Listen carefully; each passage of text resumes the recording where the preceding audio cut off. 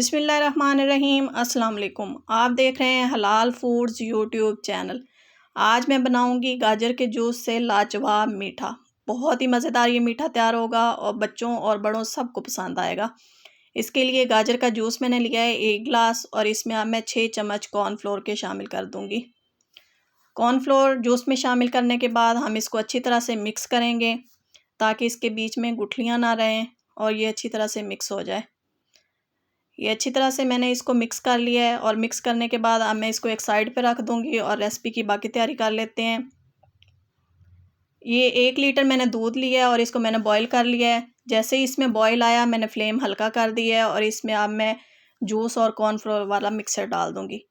ایک ہاتھ سے میں مکسر ڈالوں گی اور ایک ہاتھ سے میں چمچ چلاتی جاؤں گی تاکہ اس میں لمز نہ بنے۔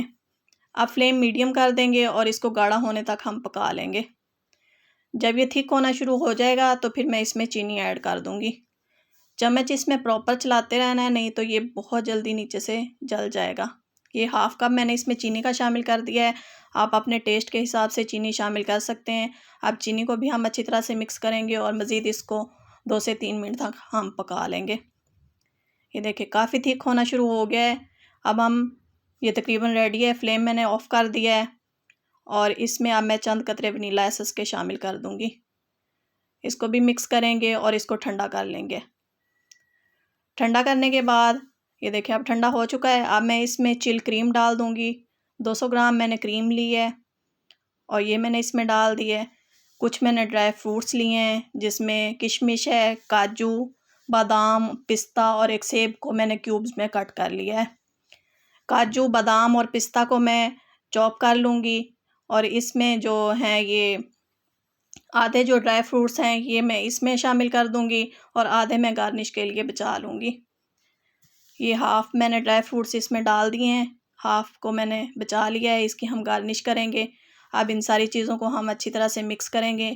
یہ دیکھیں کتنی پیاری اس کی لک آئی ہے اور کتنا یمی یہ کریمی سا لگ رہا ہے۔ اب ہم اس کو باؤل میں ڈالتے ہیں، اور جو میں نے ڈرائی فروٹس بچائے ہیں یہ اس کے اوپر گارنش کر دیتے ہیں، اور اس کو میں 1 گھنٹے کے لیے فریزر میں رکھ دوں گی۔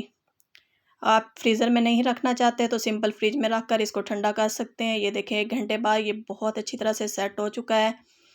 آپ یہ ریسپی بنائیں اور کمنٹس میں بتائیں کہ آپ کو یہ ریسپی کس طرح کی لگی۔ یہ بچوں کو بہت پسند آئے گی۔ چینل پہ نئے ہیں تو میرے چینل کو سبسکرائب کر دیں اور ساتھ لگے بیل آئیکن کو پریس کر دیں تاکہ ہر ویڈیو کا نوٹیفیکیشن آپ کو ملتا رہے۔ ویڈیو اچھی لگے تو شیئر ضرور کیجیے گا۔ اللہ حافظ۔